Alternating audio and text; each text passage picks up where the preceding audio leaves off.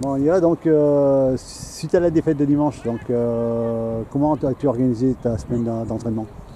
Ben, on a rien changé, au contraire on a travaillé encore un petit peu plus fort je pense, puisque c'est le bilan et le ressenti qu'on avait après le match, et surtout quand on a revu la vidéo et qu'on a analysé, on a vu qu'il y avait quand même beaucoup plus de bonnes choses que de mauvaises. Mais les mauvaises nous sont fatales, parce que c'est des points stratégiques du match qu'on doit améliorer. Donc voilà, on s'est dit en tout cas qu'on n'était pas à court de forme ou fatigué, qu'il ne fallait pas baisser le travail, mais au contraire redoubler. Donc les filles ont été très réceptives. On a fait une grosse semaine, mais on n'a rien changé à nos habitudes. Voilà, donc on continue le travail et on est dans le progrès de toute façon avec les filles. On a une jeune équipe, donc il ne faut pas lâcher parce qu'on enchaîne de défaites. D'accord. Et au niveau de ton effectif? On a des petits pépins parce que Elsa est toujours suspendue suite au match de Montauban.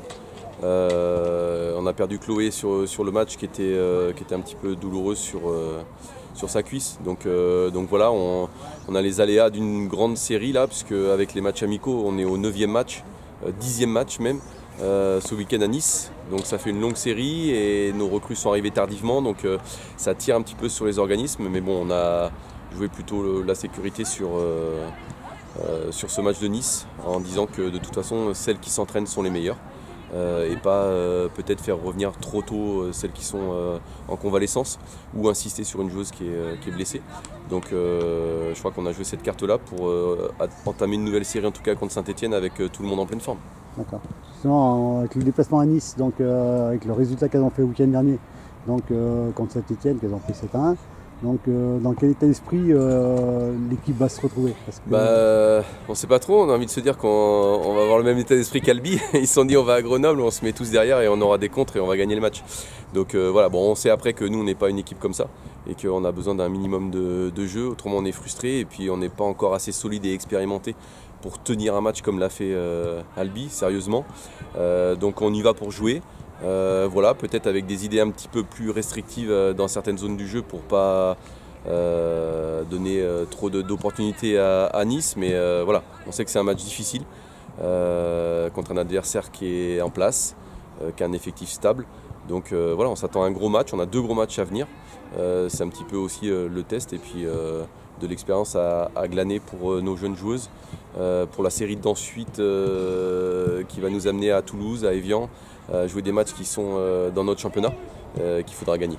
D'accord. Parce que ça fait un petit peu peur, on va dire, au niveau des points après, non?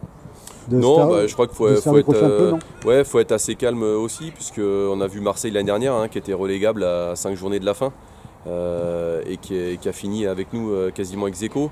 Alors voilà, on n'est pas l'OM, mais on a l'ambition de prendre plus de points qu'eux peut-être pour ne pas être relégable. Et puis on sait que le sprint final sera très important pour la 6e place. Voilà, donc il y a aussi le fait de qui on joue. Effectivement, il y a des adversaires qui ont 9 points, mais ils ont joué qui? Il y a des adversaires qui ont 6 points, mais ils ont joué qui? Où ils ont été? Parce qu'on sait aussi que les déplacements sont très difficiles dans notre poule. Voilà, nous on a été à Montauban, on va à Nice. Ouais, on a reçu le Puy qui finalement fait un très bon début de saison, et peut-être pas l'équipe du Puy qu'on avait l'année dernière. Donc je pense qu'il faut encore rester calme.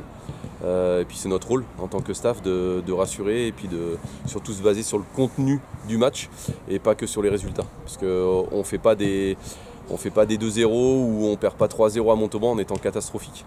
Il y a des scénarios, il y a des effets de jeu, il y a de l'apprentissage. Donc voilà, quand on prendra 3-0 et qu'on sera catastrophique tout le match, on s'inquiétera un petit peu plus. D'accord, merci.